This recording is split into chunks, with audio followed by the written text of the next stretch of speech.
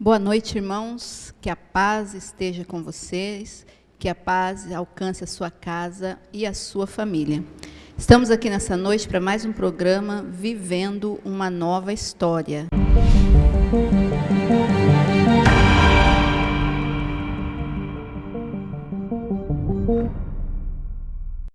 Programa do nosso canal do YouTube, aqui idealizado pela nossa igreja, a Igreja do Evangelho Quadrangular Jardim Bandeiras 2. E nessa noite nós estamos num programa diferente também, né? Nós tivemos a semana passada, falamos sobre o autismo, sobre a igreja inclusiva, e o tema de hoje, ele também fala sobre ser essa igreja inclusiva. Apesar de ser um tema mais profundo, mais difícil, né, diferente, fala muito sobre a igreja inclusiva. E nesta noite nós vamos falar sobre o suicídio. Nós tivemos aí o mês de setembro. Ele é um mês dedicado à prevenção do suicídio, né, o Setembro Amarelo, que fala sobre a prevenção do suicídio. E nós temos aqui nessa noite a irmã Charlene Faveri. Ela é psicóloga, nossa irmã em Cristo também, ela é quadrangular, né? Ela é psicóloga, guarda civil municipal, né? Faz parte da inteligência da guarda, e ela trata sobre esse assunto, sobre o suicídio e a prevenção. Então, eu quero apresentar a vocês a irmã Charlene, ela é da Quadrangular de Nova Odessa, da pastora Cláudia, né? Então, que a pastora já receba o nosso abraço, em nome de Jesus. Cumprimente os irmãos, Charlene. Olá, boa noite a todos. Para mim é uma satisfação enorme e uma gratificação estar aqui. Pastora, agradeço o convite. É uma honra estar falando sobre saúde mental, mais uma vez, para o público cristão. E fiquei muito feliz com o que a pastora falou, que está com esse projeto de igreja inclusiva, né? Que é assim fantástico, essa questão de trazer a questão da saúde mental para dentro da igreja. Então, para mim é uma satisfação enorme estar aqui hoje. Muito obrigada. Eu que agradeço já também, quero agradecer a presteza, né, com que você recebeu o nosso convite. E o importante é a gente se ajudar, né? E quanto mais ajudar as pessoas, é melhor. E para nós começarmos aqui a nossa conversa, eu queria que você falasse para nós, né? Porque, irmãos, eu quero que você fique atento a tudo que nós vamos falar, né? Escute com atenção, porque é um tema muito relevante, é algo que está muito perto de nós, né? Às vezes a gente pensa que não, mas está muito perto de nós, perto da nossa família, e a gente precisa prestar atenção nesse assunto. É um assunto de extrema importância, de extrema relevância para nós, para a nossa igreja, para a nossa casa. E para dar início a essa conversa, Charlene, eu gostaria que você desse assim, um relato para nós sobre o que é o suicídio. Como a senhora mencionou, no mês de setembro tem a campanha do Setembro Amarelo, onde há várias ações enfatizando aí a questão da prevenção ao suicídio. E algumas pessoas podem até achar, falando, mas é um tema muito pesado para a gente debater, para a gente comentar, a gente começa falando sobre morte. E não, eu gosto muito de falar em todas as palestras, todos os bate-papos que eu vou. Falar sobre prevenção ao suicídio não é falar sobre morte, é falar sobre vida. É justamente o contrário, né? Você está falando, vamos prevenir. Exatamente. Né? É como a gente consegue evitar que essas pessoas tirem a própria vida. Porque a maioria dos suicídios, eles são evitáveis, se nós nos atentarmos a alguns detalhes. Então, o que é basicamente o suicídio? O suicídio é quando uma pessoa tem a intenção de morrer e devido a isso, ela vai lá e comete algo letal contra a sua vida. Então, para que ocorra o suicídio, tem que ter a intenção de morrer. O comportamento suicida é quando as pessoas fazem coisas contra a si mesma com a intenção de morrer. Então, por exemplo, aquela pessoa que sabe que tem um problema cardíaco e deixa de tomar os medicamentos. Ou então ela sabe que tem diabetes e aí ela fala, eu não vou cuidar, eu não vou me prevenir, vou continuar comendo tudo que eu quero, porque eu não quero mais viver. Então, esse é um comportamento suicida, porque ela sabe que se ela tiver esse comportamento, vai levar à morte. Uma hora, mesmo que ela não tenha coragem de ir lá, tipo, praticar de uma maneira mais... Qual a palavra que posso usar? De uma maneira enfática. Mais enfática, né? Ela sabe, tendo esse comportamento, que uma hora vai acontecer, né? E a intenção está dentro dela, ela não deixa de ser uma suicida, então. Né? Isso. E o que é muito importante enfatizar também é que a pessoa que comete o suicídio, ela não quer morrer. O que ela quer, na verdade? Ela quer matar uma dor insuportável. É uma dor psicológica insuportável que ela não vê outra saída a não ser tirando sua própria vida. Então, quando a pessoa... É um sentimento de ambivalência. Então, ela quer morrer, mas, na verdade, ela não quer. Ela quer viver. Ela quer viver sem aquele sentimento, sem aquela situação que está trazendo dor para ela. E eu já li bastante sobre esse assunto, porque é um assunto que eu acho muito interessante. E uma das coisas, né, aproveitando essa fala sua, essa dor... é que ela também não quer que as pessoas ao redor dela sofram, né? Assim, ela está se matando, mas não é para causar dor nos outros, né? Para tirar a dor dela, né? Isso. Temos vários tipos de suicídios, né? Um deles é para matar a dor que está nele e também essa questão de matar a dor da situação. Então, na verdade, ela quer sumir dessa situação que ela está.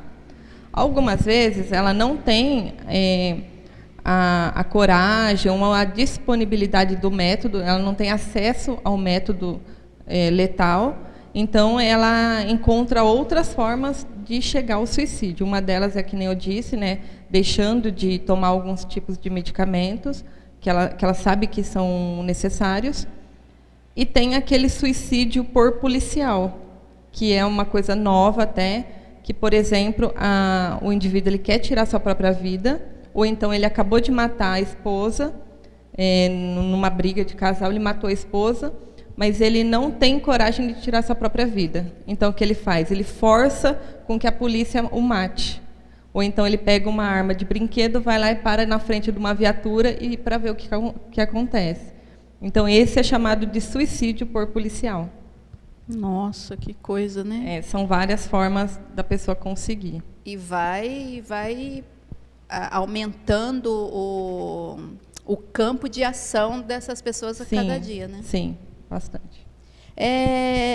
Aí, entrando nessa questão, né, você já abordou para a gente a questão do que é o suicídio. Quais são os fatores, né, de relevância que levam uma pessoa a cometer esse ato, né? Ela tem dentro dela essa dor, como você disse, mas o que leva ela a cometer esse ato? Porque, por mais dor, assim, não desmerecendo, não tirando a dor, né? Mas a vida é um dom que a gente recebeu de Deus que, por mais difícil que seja, é algo maravilhoso, né? Então, a pessoa chegar a esse fato de...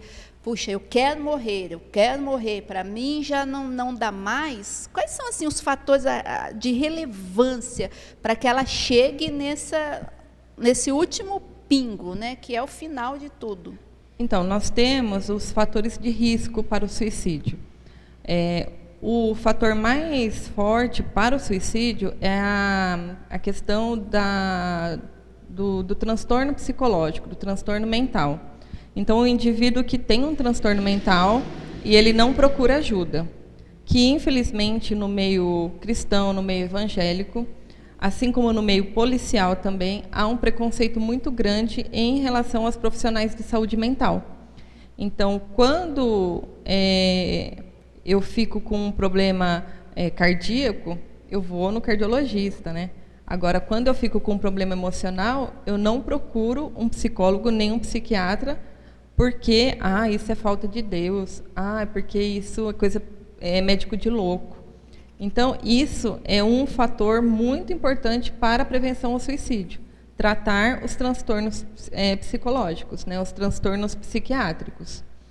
Existem também, além disso, alguns fatores. O uso e o abuso de drogas ou substâncias psicoativas.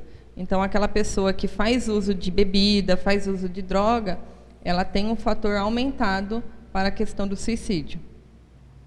Se é uma pessoa com baixa tolerância à frustração, então é aquela pessoa que não aceita receber um não, ou ela cresceu achando que ela tinha direito a tudo.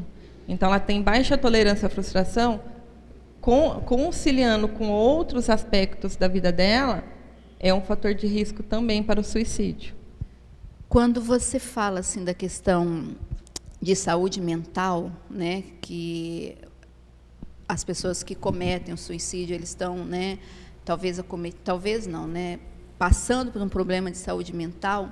O que seria essa saúde mental? É alguma psicose causado por causa desses fatores?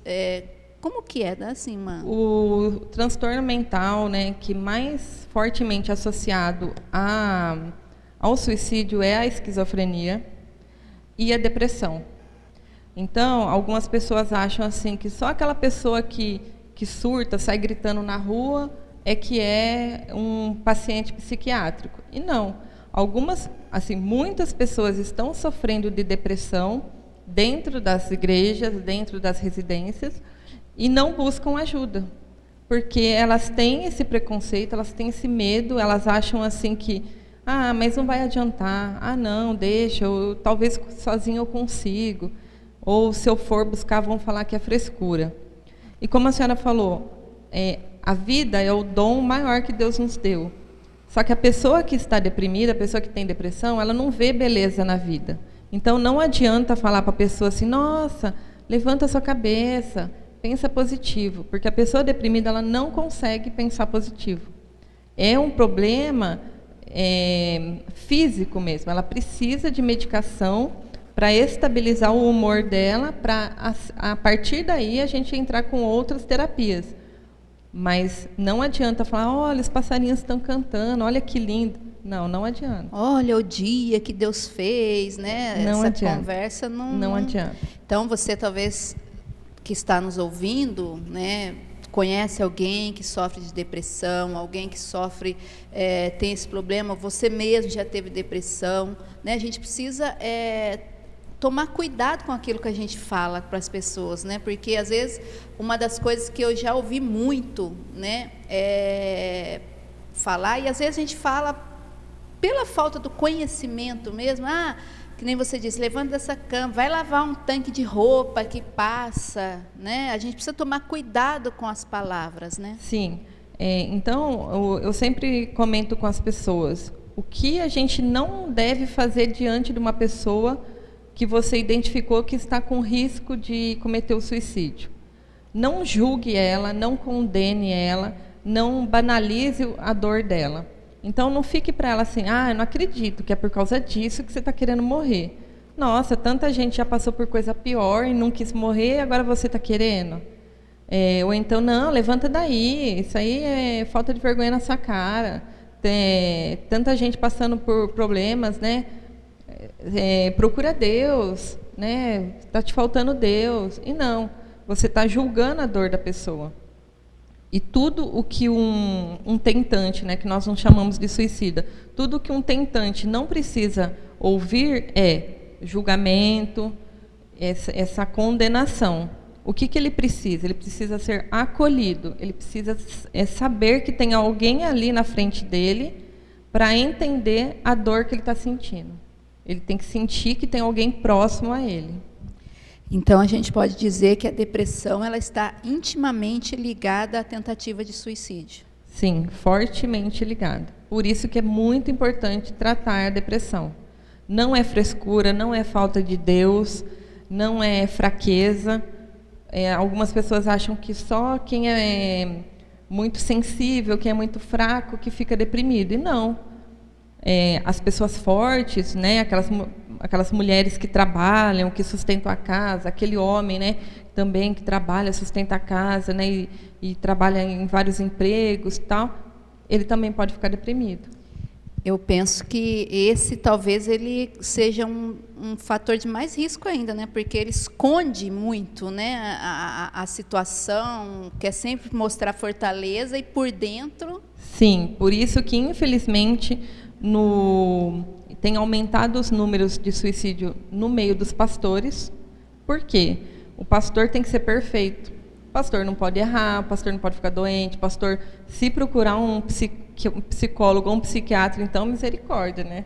Não pode. Eu sei bem disso, porque já tive uma vez comentei que eu faço terapia, porque eu faço terapia e eu gosto de fazer terapia. Eu gosto de fazer, eu me sinto bem. E uma pessoa, ela me olhou com o olhão, tipo assim, como assim? Né? E a gente precisa entender isso, que você fazer uma terapia, você procurar o psiquiatra, porque o primeiro caminho é o psiquiatra, né, Charlene, nesse caso, assim, então, quando a depressão está muito forte. Depende, a depressão, assim, tem vários tipos, né, a depressão tem vários tipos, várias faces dela. Então, talvez só o psicólogo vai resolver. Talvez você vai precisar entrar com uma medicação e fazer o uso do psiquiatra e do psicólogo juntos. Mas o psicólogo é fundamental, porque algumas pessoas falam assim, eu vou só no psiquiatra. Então você vai tomar uma medicação, o seu humor vai estabilizar, só que aí você vai continuar em contato com a vida, com os conflitos de relacionamento, com os conflitos da vida normal. Se você não aprender a lidar com isso, você vai se deprimir e a medicação vai aumentar a dose e aí vai virar uma bola de neve. Acaba virando um ciclo vicioso, exatamente, né? Porque uma das coisas que eu não sou psicóloga, né? Você vai me dizer isso. Mas eu penso nisso. Uma das coisas mais difíceis, nossa, inclusive eu falei disso no nosso programa passado, é a gente aprender a lidar com os nossos sentimentos, né? Sim. Lidar com aquilo que está dentro da gente e colocar a nossa vida em sintonia com as situações, né? Principalmente num caso onde a gente está sofrendo depressão. Já não é fácil eu conviver com o outro. Se eu não me conhecer, se eu não saber os meus limites, eu também, muito menos, vai ser mais complicado ainda. Então, é fundamental que a pessoa que se sinta ali sem energia, né? Porque talvez as pessoas falem assim, mas como que eu vou conseguir identificar que eu estou deprimida? Que eu estou com começo de depressão? Porque, às vezes, a pessoa está triste e ela fala assim, será que essa tristeza é depressão ou não? Será que eu estou só triste ou estou deprimida? Então, o que é bacana falar para os irmãos, né, para quem está ouvindo, é assim, a tristeza ela é um sentimento natural e necessário para o nosso corpo, para o nosso desenvolvimento. Porque é naqueles momentos que você fica triste, levando para o lado bíblico, é no vale que tem a transformação, não é? É no vale ali, quando você está triste, que você pensa, você fala, será que eu estou no caminho certo? Né? Será que é por aqui mesmo? Então, é aquele sentimento de pause. Você para um pouco para pensar na sua vida. É um sentimento natural e normal. Então, a tristeza, ela te transforma. É muito bacana lembrar do vale, né? Então, é no vale que você vai se transformar. O nosso próprio Senhor ficou triste. Exatamente. Né? Mas logo lembrou que ele tinha uma Deus, missão, né? Tinha uma missão. Então a gente não pode achar que a tristeza, como a Charlene está dizendo, ela é esse princípio de depressão, né? Isso. Então, como diferenciar? A tristeza, ela melhora com o tempo. Então, você ficou aquele período triste, com o passar do tempo você melhora. A depressão, não. Então, a tristeza, ela te transforma. A depressão, não, ela te paralisa. É um sentimento que te deixa anestesiado psicologicamente. Então, você não sente mais energia. aquilo que te dava prazer já não te dá mais prazer. Então você fica realmente anestesiado, paralisado. E é uma coisa que, a partir de 2 semanas, só tende a piorar. Então, com o tempo, ela não melhora, ela só piora.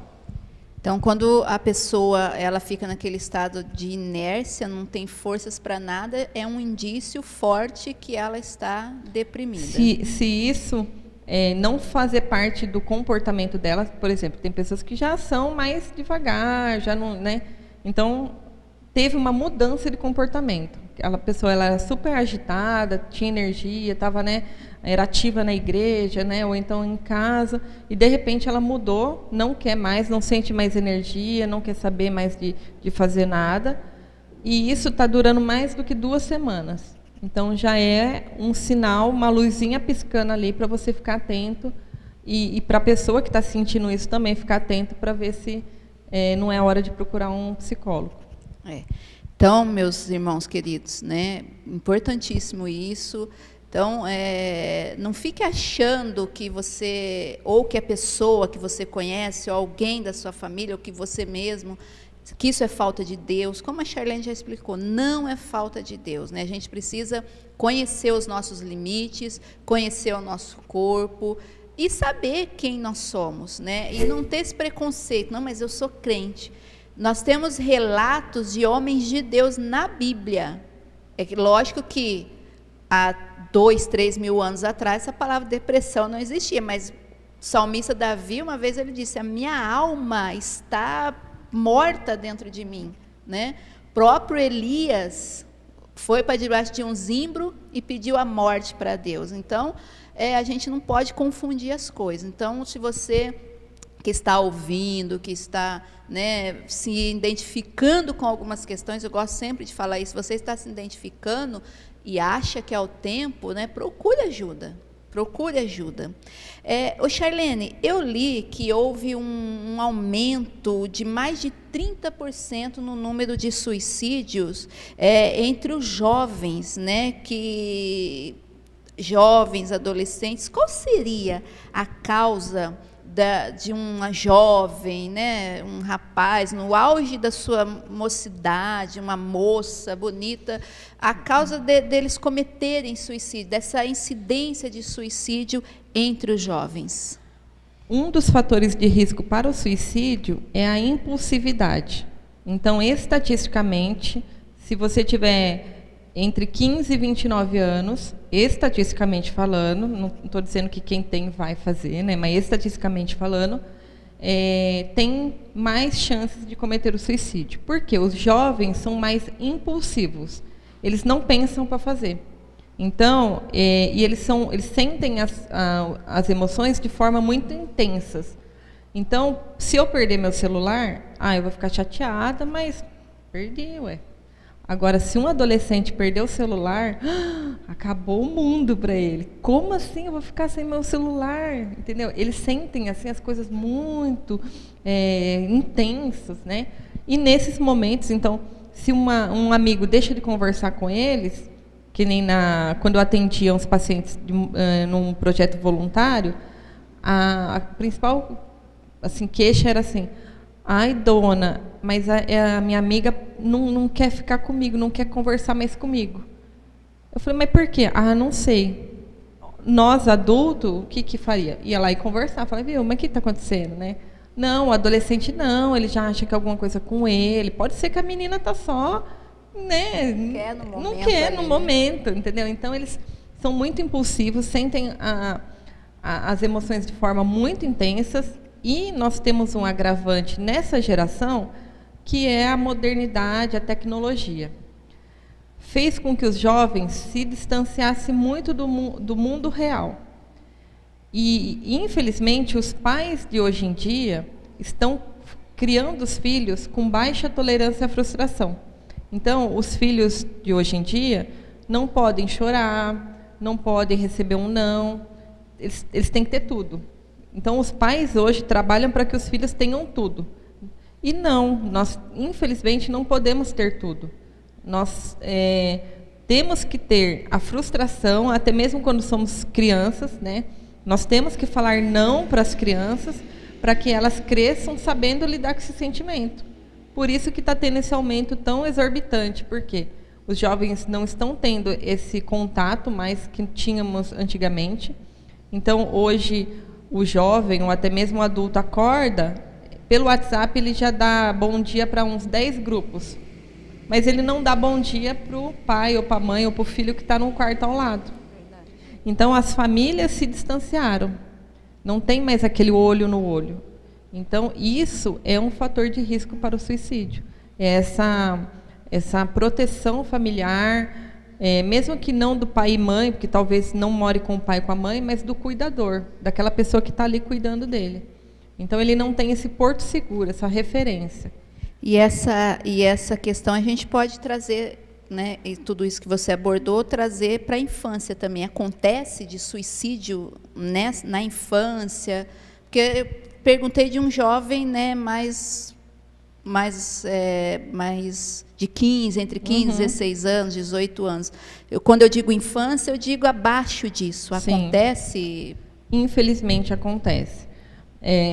Recentemente, teve uma campanha no Reino Unido, onde os ativistas lá, eles colocaram pares de sapato para cada criança que tirou sua própria vida.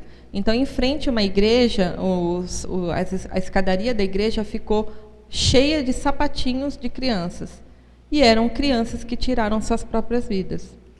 Ah, mas por que uma criança tira a sua própria vida? Por diversos fatores.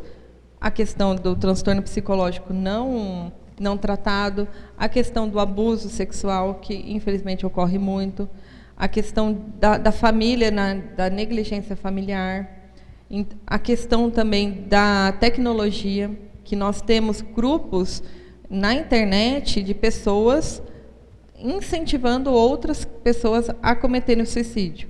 Então, o típico caso que todo mundo fala assim, não existe mais, que é o tal da baleia azul. Ele só mudou de nome, mas ele continua aí. Esse grupo, ele incentiva crianças a começarem a se automutilar até cometer o suicídio. Então, talvez ela não cometa por vontade de tirar a vida, mas por medo de uma consequência maior que esse adulto colocou na cabeça dela. Então, é algo muito grave que os pais estão dando o celular na mão da criança. Tá quietinho aqui dentro de casa, né? Tá seguro aqui dentro de casa. E não. Ali dentro daquele celular tem uma infinidade de coisas chegando até nossos filhos que nós precisamos, assim, nos atentar. Temos filmes para criança falando sobre suicídio. Então, tipo, filminho igual da Disney falando sobre suicídio. Música infantil falando sobre suicídio. Tem um filme infantil que ele é bem legal assim de ver. Você falando agora, eu me lembrei desse filme. Aquele da menina que, por causa da mudança, ela ficou triste. Né? E eu esqueci o nome desse filme. Divertidamente. Isso. Então, eles mudaram de cidade e ela ficou triste. E aí o filme ele gira em torno dos sentimentos dela, da cabeça. Né? E quanto ela estava... Porque a tristeza é a que mais tem fala nesse filme. E esse filme foi bom a senhora ter mencionado, porque o quanto, se os pais prestar atenção no comportamento dos filhos, eles vão começar a ver coisas que normalmente eles não veem. Então, o filho está ali, sentado, mas conversa, olha no olho dele, começa a perceber o que ele está vendo no celular. Mas eu não entendo essas coisas que ele gosta. Comece a entender, comece a se preocupar. Tem que começar a observar, né? A começar a prestar atenção. Você sabe que a gente está falando disso aqui, eu tô me lembrando, né? Os pais que estão me ouvindo, vocês são testemunhas, né? Porque eu tenho essa fala na igreja, eu tento explicar, tento conversar o máximo que eu posso.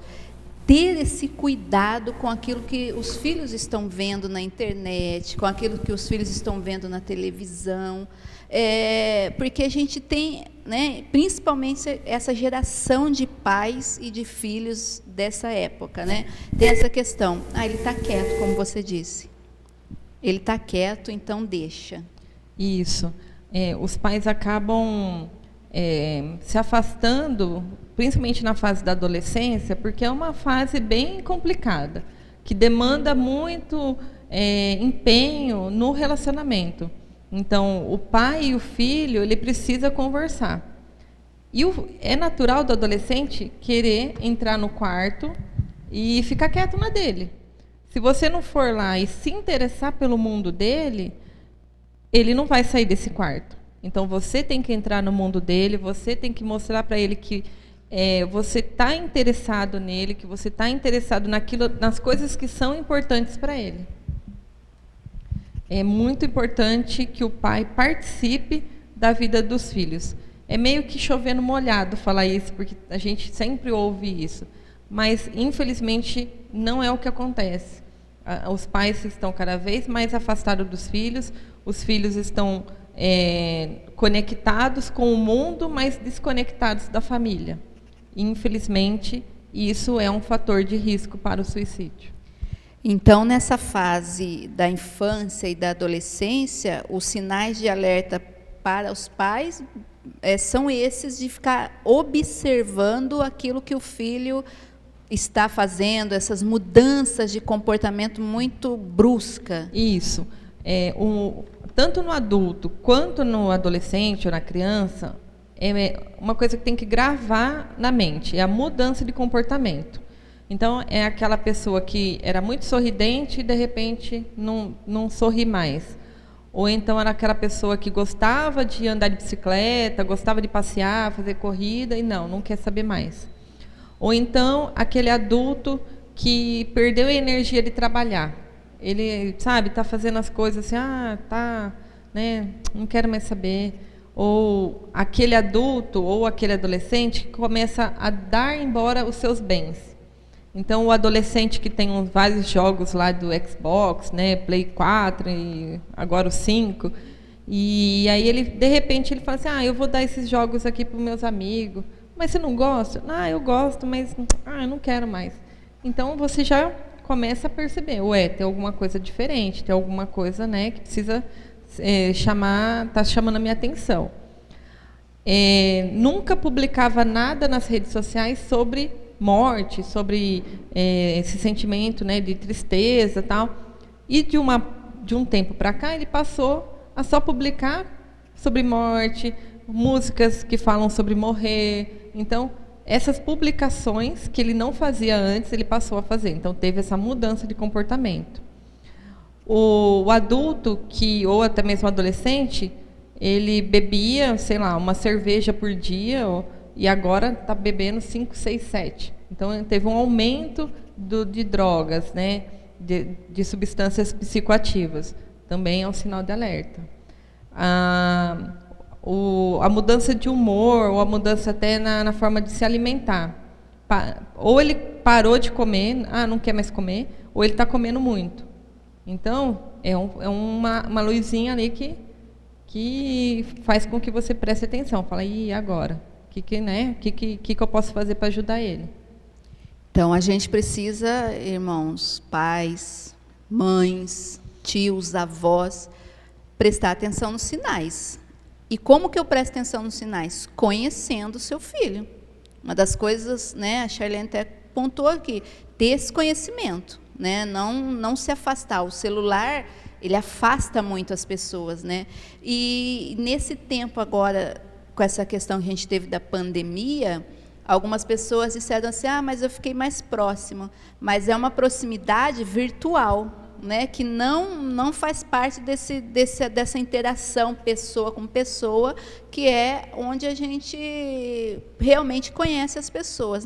E falando nessa questão da pandemia, houve, você que trabalha aí nessa área, houve aumento por causa das pessoas estarem mais juntas em casa, juntas assim, todo mundo aglutinado num lugar só, e com todas essas questões de relacionamento, essa inteligência artificial, essa tecnologia. Então, a Organização Mundial da Saúde, ela prevê que 1/3 da população terá problemas psicológicos se não receber uma atenção adequada. Então, é natural que nós nos sentimos desamparados, perdidos. E agora? Vai ter ou não vai ter vacina? O uso da máscara é ou não confiável? Será que só se eu passar álcool tá me protegendo? Então, isso já faz com que a pessoa fique meio perdida. Então, segundo a Organização Mundial da Saúde, as equipes de saúde não entrarem com esse cuidado, e isso que nós estamos fazendo hoje já é um cuidado, né, porque nós estamos orientando as pessoas, essa tristeza, né, de ter perdido o normal, que o normal era vir no culto, abraçar os irmãos, né, e agora já não tem mais isso. Então, houve sim um agravamento das situações. Então, a senhora imagina, uma pessoa que já tinha um transtorno psicológico que ela não tratava, então a pessoa já era deprimida, ela perdeu o convívio social que ela tinha e ela está assim, sem esses cuidados básicos que nós temos no dia a dia, porque é no dia a dia, olhando no olho, que você observa. Então, houve sim, infelizmente, um aumento. E ainda teremos consequências dessa pandemia ao longo do tempo aí. Por isso que é muito importante a atenção maior aos sinais, né? Então, se aquela pessoa começou a falar coisas também, é muito importante no que ela está verbalizando. Eu sou um peso para as pessoas. O mundo, né? Ou então, esse lugar aqui ia ser bem melhor sem mim. Então, é muito importante você parar e observar. Existe um mito muito grande que as pessoas acham que quem fala não vai fazer. Então, as pessoas falam assim, está só falando, quer só chamar atenção, ele não vai querer morrer, está só chamando atenção. Não, ele está chamando atenção e é realmente para você olhar para ele. Olha para ele porque ele está com alguma coisa anormal, ele está precisando de atenção. E as pessoas falam assim, se ele quisesse mesmo, ele ia lá e fazia. Não. Estatisticamente, a pessoa dá sinais de que ela vai tirar a sua própria vida. Então, é muito importante a gente prestar atenção e reconhecer e tentar evitar que ele chegue até o final.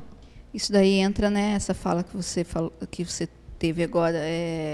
Se ele quisesse mesmo fazer, ele ia lá e fazia. Entra na primeira conversa, início da nossa conversa, questão do acolher, né? A gente, como igreja, a gente precisa aprender a acolher as pessoas, aprender a entender, a ouvir, né? Não ficar jogando essas palavras. Entra naquilo, é uma palavra do que não fazer diante de um tentante ao suicídio. Né? E é importante também deixar bem claro para quem está nos ouvindo que, Charlene, você falou vários sinais aí, né, que acendeu a luzinha, eu já estou alerta, mas e aí?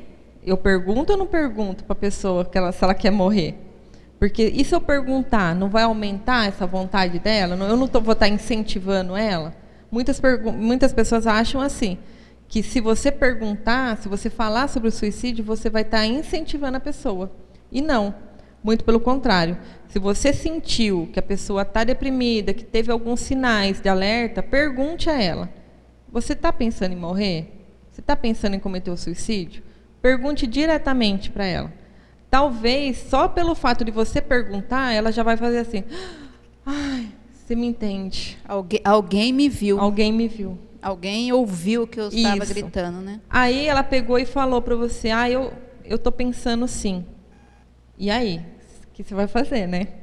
Você vai fazer cara de paisagem, igual a nossa, que assim, tipo, né? Você não vai ficar assustada, né? Misericórdia, irmão, tá amarrado, em nome de Jesus. Não. Você vai acolher, que nem a senhora estava falando, você vai acolher e perguntar para ela, mas por quê? Fala mais sobre isso. Deixa ela falar, deixa ela esvaziar o copo dela. Que aquele copinho, talvez, está quase transbordando. E se você deixar ela falar, o copo vai esvaziando. Então, assim como tem o CVV, que é o Centro de Valorização da Vida, é um lema deles, que é falando que a dor vai embora. Então, no momento que ela está falando, ela está esvaziando o copo dela, então ela está colocando para fora o sentimento. E às vezes não, né? Essa questão só de você ouvir, saber ouvir sem julgar, sem questionar, você já está servindo de grande ajuda. Sim. E às vezes até evitando, né, que essa pessoa chegue certeza. no finalmente do ato de suicídio. Sim. Né? Aí você percebeu que é muito pesado para você, aí o que você acha que não vai dar conta da demanda, né? Ou então você fala assim, e agora? Eu vou falar para ela procurar ajuda, né? A Charlene falou que era para ela procurar ajuda, então eu vou bater nas costas dela e falar assim, fulana, você precisa de ajuda, vai procurar um psicólogo. A pessoa já está deprimida, a pessoa não tem condições nem em alguns momentos, nem de pentear o cabelo, nem de energia, né, de trocar uma roupa. Como que ela vai marcar um psicólogo? Ela vai até a consulta sozinha? Não. Se você percebeu, você tem que ajudar ela a ir até a ajuda. Leve ela até o pastor, a uma pessoa de confiança, que com certeza outra pessoa vai conseguir ajudá-la, caso você sinta muito pesado e fale, não dou conta. Passa para outra pessoa. Ainda que essa conversa nossa não é só baseada nas coisas da Bíblia, mas aí entra a Bíblia, dá o ombro, né, para o outro, amar o seu próximo como você ama você mesmo. Né? É a empatia, né? Se colocar no lugar da pessoa. Se colocar no lugar do outro. E, né, já que a gente está nesse assunto, como as famílias podem agir, né, na prevenção? Porque a gente falou de alguém ouvindo outra pessoa, mas se é o caso da família, né, como eles podem agir na prevenção do suicídio quando há o conhecimento de que alguém dessa família ele tem essa intenção, né? Ela já sabe, alguém ali do núcleo familiar já sabe que tem algum membro que tem a intenção de agir. Então, a primeira coisa é levar essa pessoa até um profissional de saúde mental. Então, leve ela até um psicólogo, leve ela até um psiquiatra. Charlene, mas ele não quer. Ele não vai querer. Ele vai falar que não precisa. Dificilmente um adolescente vai querer ir para um psicólogo. Então, o que vai fazer com que você o ajude? A persuasão. É o amor, é o acolhimento, é esse sentimento de pertencer. Você pertence à família dela, você pertence à rede social, ali, né, aos amigos dela. Então, como que a família tem que fazer? Percebeu? Levar essa pessoa até um profissional de saúde mental. Acolher, dar atenção. É difícil? É muito difícil. A pessoa que está com risco de suicídio, ela vai ser orientada, a família vai ser orientada pelo psicólogo, pelo psiquiatra, a não deixar essa pessoa sozinha. Então, claro que tem vários níveis de risco, né? Mas um deles é não deixar essa pessoa sozinha. É realmente se preocupar com a pessoa. Não é fazer de conta que você está preocupado. Não, é realmente se preocupar. E se ele, né, que você já colocou, se ele não aceita a ajuda, ele nega. Não, eu não. Você imagina que eu vou fazer isso, né? Ele não quer essa ajuda, ele nega, está nessa fase, quer fazer, mas está negando. Como que a gente consegue agir, ajudar essa pessoa? Com certeza, esse tentante, ele tem um vínculo maior com alguém da família. Então, ou é um vô, ou é um tio, ou é a mãe, ou é um irmão. Então, alguém que tem esse vínculo com ele vai chegar até ele de forma muito amorosa, acolhedora. Como eu falei, não é uma coisa fácil, não é uma coisa assim que, vamos lá, ele vai aceitar. Não, é uma coisa que pode demorar alguns dias. Você tem que, com amor, com acolhimento, fazer essa pessoa entender que ela é necessário, que você se preocupa com ela, que você está querendo ajudar ela e você está ali sendo o porto seguro dela. Então, você tem que fazer praticamente tudo por ela. Então, até mesmo ir lá, marcar consulta e tal. Então, dar esse apoio mesmo, estar ali próxima, auxiliando. Mas eu já adianto, não é fácil, é complicado. Se você convive, né, está convivendo com uma situação dessa, eu imagino mesmo que é um tempo difícil, né? Você, até às vezes, principalmente no caso das pessoas da igreja, que nem no nosso caso aqui, as pessoas, e a maioria das pessoas, ela não tem esse conhecimento, né? Esse é um assunto muito velado. Sim. Muito velado, que as pessoas não gostam, como você disse no começo. Vai falar de morte, não é falar de morte, é falar de vida. E as pessoas não gostam, tem o medo, tem a vergonha, uma série de coisas, então, né? o que eu não conheço, eu evito, né? Então, se eu tenho medo de falar sobre suicídio, então eu não conheço nada, então eu até evito falar. Mas é muito importante a pessoa dar esse apoio, dar essa atenção, estar próximo. E uma coisa importante também, eu falei no início, que a maioria dos suicídios são evitáveis. Então, obviamente que vai ter mortes que a gente não vai conseguir evitar, mas pelo menos a gente vai tentar. E já que a gente está nesse assunto, que era uma pergunta que eu tinha, quais são essas barreiras, as barreiras encontradas pelos familiares para tentar detectar essa intenção da pessoa, né? Quando ela está com a intenção, as barreiras que ela pode enfrentar ali para tentar, porque às vezes, não sei se é o caso, a pessoa ela esconde, né? Ela faz de tudo para que o outro não perceba a intenção dela. A principal barreira que há é o distanciamento dentro do relacionamento. Então, se eu estou distante, eu não vou perceber. E dos vilões é o preconceito. Então, eu não vou me aceitar, eu não vou reconhecer que eu tenho a depressão, porque isso é coisa de louco. Eu não vou reconhecer que eu sou um esquizofrênico, apesar do médico já ter me falado, porque isso é coisa de louco. Eu não vou ficar tomando remédio. Não quero isso. Então, é o preconceito que há. Então, é o distanciamento entre as famílias e o preconceito que há. Porque os sintomas da esquizofrenia é algo assim que a gente já vai levar para esse lado, né? A grande maioria das pessoas, porque é algo muito íntimo das pessoas, sim, né? Da pessoa que está sofrendo desse mal, né? E tanto a esquizofrenia quanto a depressão, falando psicologicamente, não espiritualmente, mas falando psicologicamente, não tem cura, né? A depressão e a esquizofrenia. Mas a pessoa consegue conviver com a doença. Então, ela tem uma vida normal, desde que ela faça o tratamento correto. Tem que querer, né? Tem que querer. É como uma pessoa que é usuária de entorpecentes, né? Se ela não quiser, e como tudo na nossa vida, se a gente não quiser melhorar, não consegue, né? Sim, mas até mesmo no caso do usuário, no início, ele não vai querer ir para uma clínica. Você vai ter que, em alguns casos, pegar ele à força e levar, para que aí sim ele comece a entender.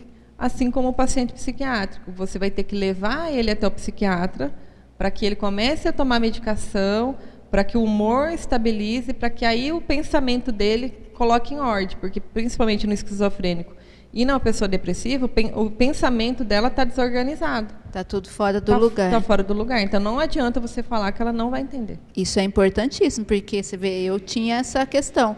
Eu pensava que se a pessoa não no caso da depressão ou da esquizofrenia, no caso de quem é usuário de entorpecentes, se a pessoa não quer, né, que até é o que a gente mais ouve falar, se a pessoa não quer, não pode ser levado, né? Mas é importante a gente saber isso, e principalmente nesses casos de doenças mentais, né? Sim. A pessoa ela está, como você disse, está com tudo desorganizado dentro dela, né? Então ela não está pensando direito, né? E no caso do usuário de droga, é uma necessidade física já.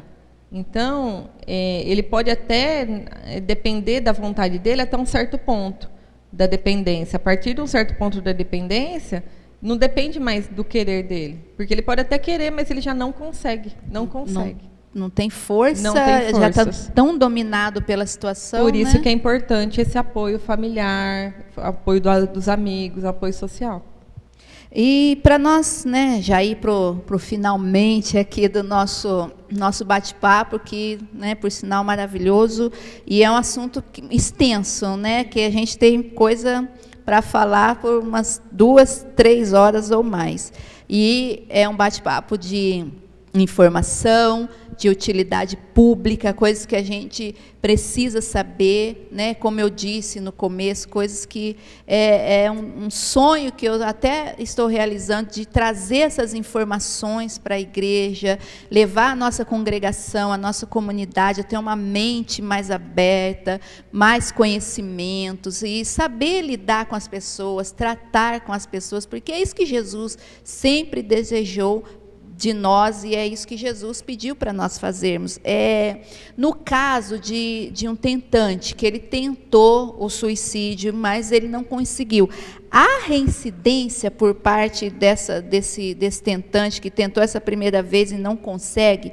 E como os familiares podem agir, né, se há em casa essa pessoa que é reincidente?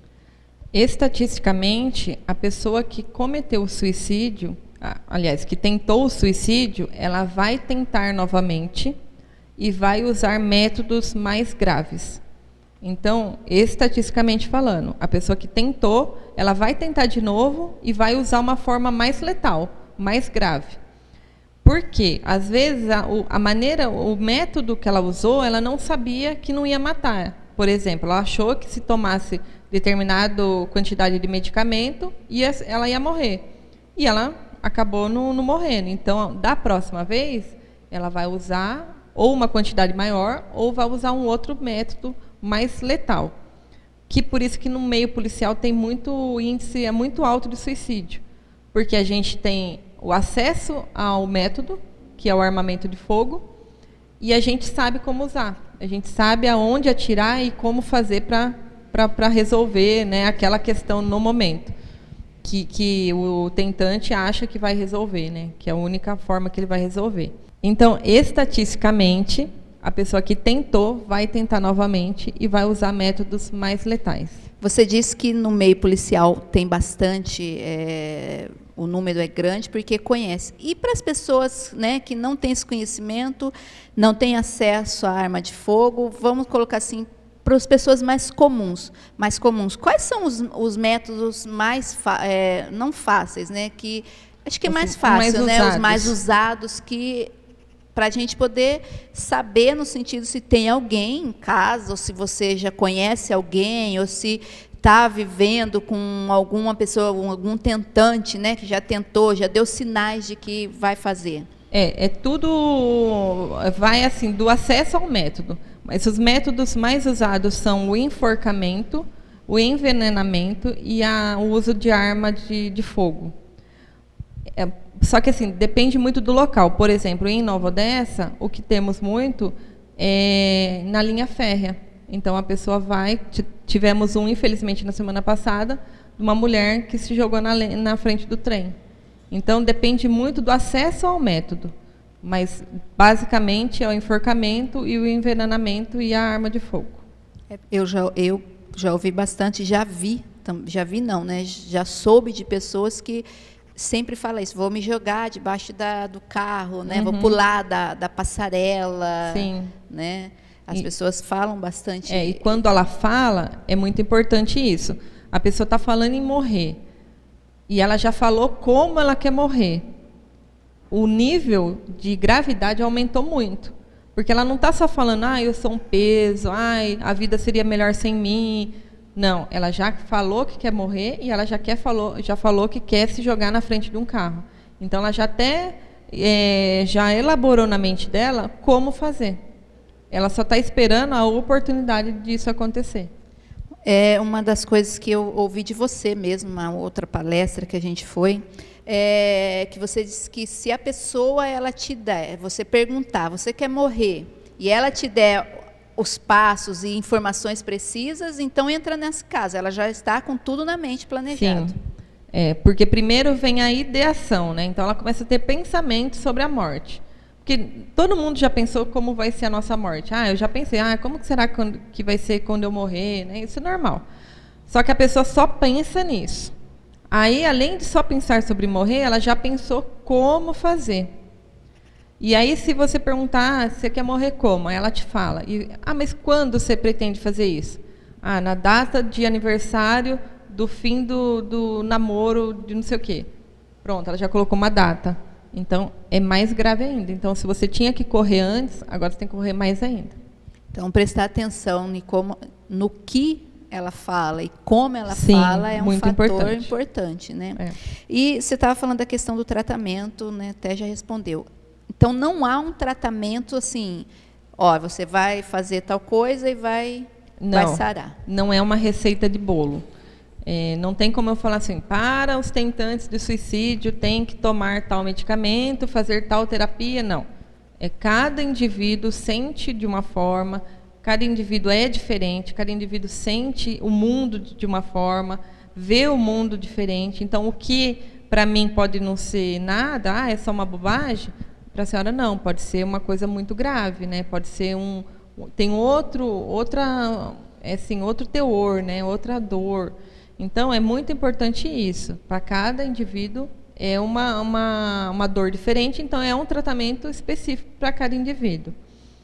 E algumas pessoas podem perguntar, mas para onde que eu levo, né? Quem que eu procuro? É isso que eu ia procurar. Onde procurar ajuda?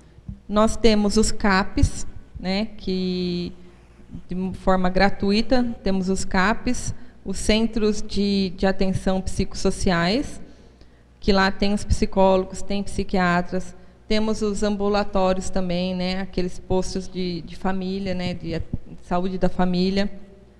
Em caso de crise, se percebeu que a pessoa está em crise, leva para o pronto-socorro, liga 192, né, para o SAMU e pede ajuda. Uma coisa muito importante também é o telefone 188, que é do CVV. O que é o CVV? São voluntários que estão lá do outro lado da linha para ouvir o tentante. Então, ele vai só ouvir. Você vai ligar e vai começar a contar para ele o que você está sentindo, essa dor que você está sentindo. Vai começar a esvaziar esse copo. Então, o CVV é muito importante também. É um apoio, um auxílio que você pode dar para essa pessoa. Uma última questão, né? A gente já estava indo para os finalmente, mas foi uma pessoa que falou comigo sobre isso. Você sabe que a pessoa tem depressão. Eu acho que já até falamos sobre isso, mas é que eu lembrei de novo.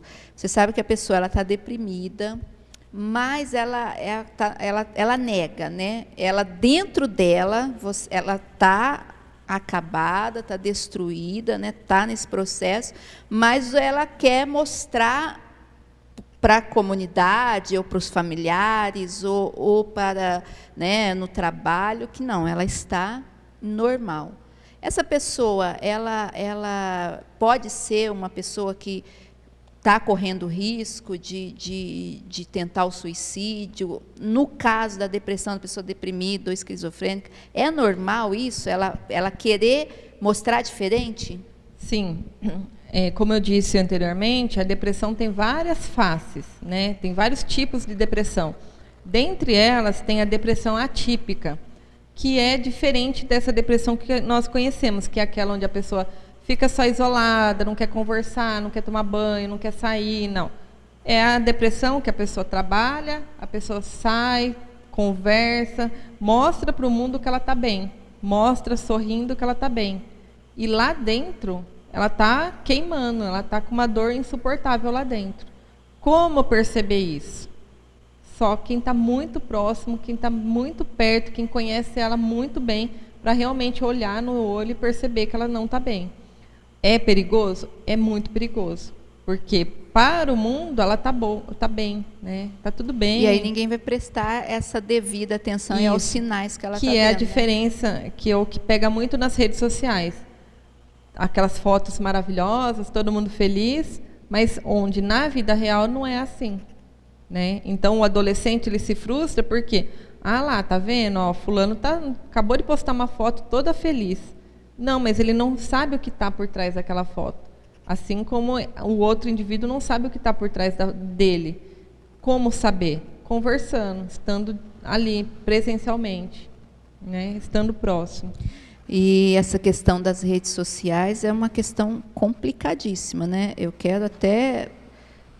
Não é assim o foco aqui, mas eu comecei a assistir um documentário ontem que fala justamente sobre isso, o dilema das redes sociais e o que está por trás dessa questão das redes sociais, o que eles fazem com a gente. Uma das coisas que mais me deixou assustada de ouvir nesse documentário é que os produtos que aparecem lá não são eles que são os produtos, nós somos os produtos.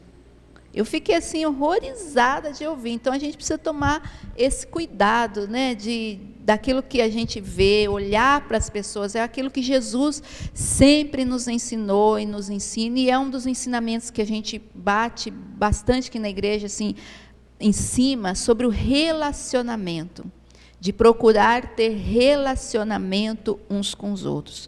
Então, irmãos, que você, né, possa ter prestado atenção nisso que foi falado, que você atente para tudo isso, atente para dentro de você, para as pessoas que estão perto de você, não julgue as pessoas, não olhe para as pessoas como uma pessoa sem Deus, como uma pessoa... Vamos saber diferenciar o que é ter Deus, o que não é ter Deus, né? Saber que existem as pessoas que precisam aceitar Jesus como Salvador, mas tem aquelas pessoas que elas têm Deus, mas ela está doente.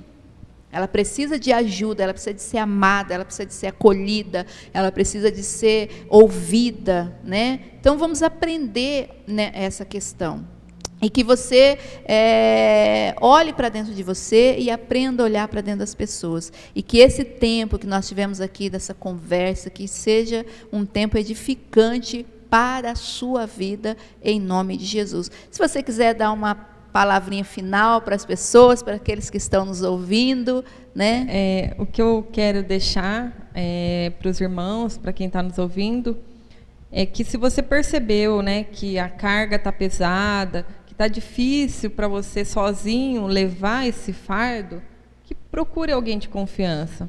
Procure um líder, procure alguém assim próximo a você, alguém de confiança realmente, e relate para ela. Não fique sozinho. A vida, ela é muito boa. Por mais que nesse momento talvez você fale assim, não está sendo bom, não está tão legal, não. Mas Deus tem o melhor para você. Além de psicóloga, eu sou serva do Senhor e eu sei disso, que Deus tem coisas maravilhosas para as nossas vidas. E eu quero mais uma vez agradecer o convite, parabenizar a senhora por essa iniciativa de estar trazendo a saúde mental para dentro da igreja, que isso é uma bênção, a senhora vai ver que vai colher muitos frutos. Amém. E mandar um beijo para a minha pastora, a pastora Cláudia, para toda a membresia da igreja, que com certeza também vai estar nos assistindo. E aí... Só agradecer mesmo. Muito obrigada. Graças a Deus. Queridos, então que você receba a graça de Deus. Eu quero orar com você, né? Pedir para que o Senhor nos capacite. Nós precisamos, né, dessa capacitação.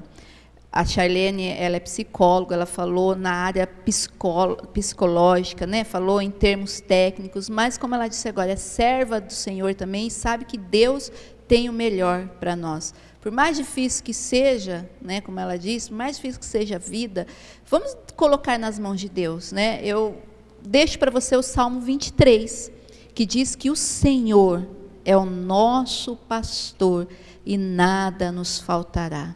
Deixa Deus cuidar, né? Deixa Deus cuidar de você, deixa Deus te ensinar a cuidar do outro e que você aprenda, eu e você, possamos aprender a incluir, a amar, a acolher as pessoas em nome de Jesus e fazer aquilo que Jesus, Ele deseja de nós. Eu quero orar por você, orar pela sua casa, orar por você, Charlene. Muito obrigado pela sua atenção em me atender a nossa igreja. Que Deus te abençoe em nome de Jesus, viu? Que a bênção de Deus repouse sobre a sua casa, o marido dela que está ali ouvindo, que, né, tendo toda a paciência do mundo, né? Que Deus te abençoe vocês também, abençoe vocês no trabalho também, que eu sei que é um trabalho, né, não tão fácil, né, que vocês colocam a vida em risco todo dia também, em todos os sentidos, que os anjos do Senhor estejam acampados ao redor de sua casa, ao redor da vida de vocês,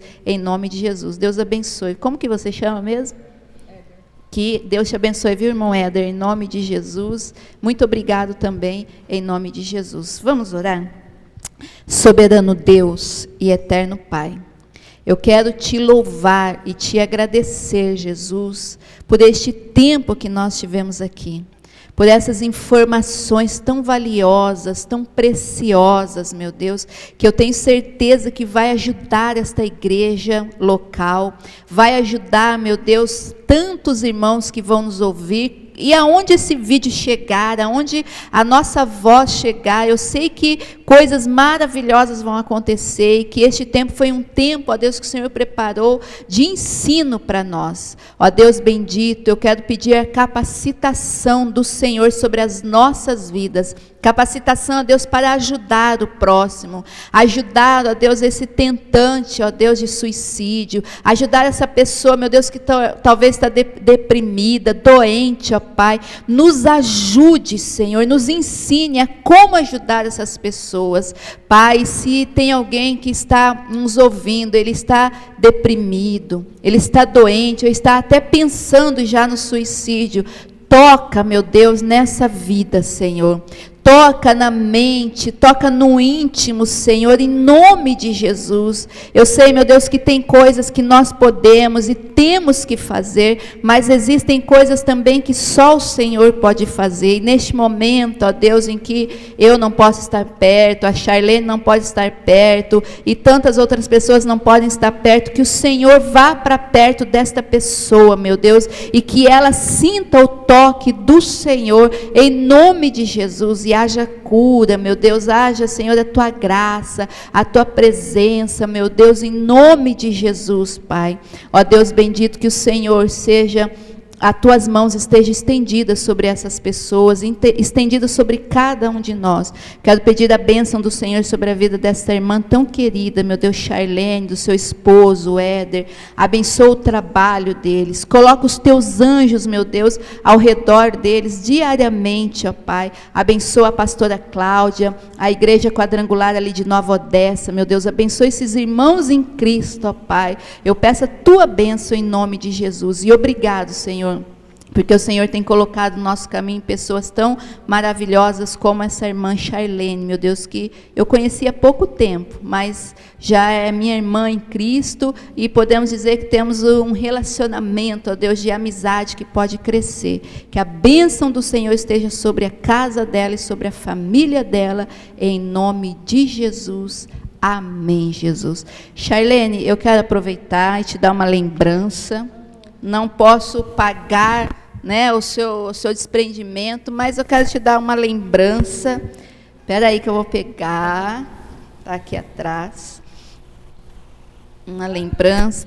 Eu vi que você usa maquiagem, então eu trouxe o presente certo. Foi eu que fiz, viu? Eu que faço, que é uma das coisas que eu faço para também, para minha mente, ter uma boa saúde mental, uma terapia, que é, né, artesanato, e que você, né, receba aí o meu carinho, em nome de Jesus, viu, querido? Querido, que Deus abençoe você, Deus abençoe a sua casa, em nome de Jesus, e até a próxima, se Deus quiser. Paz esteja sobre o seu lar.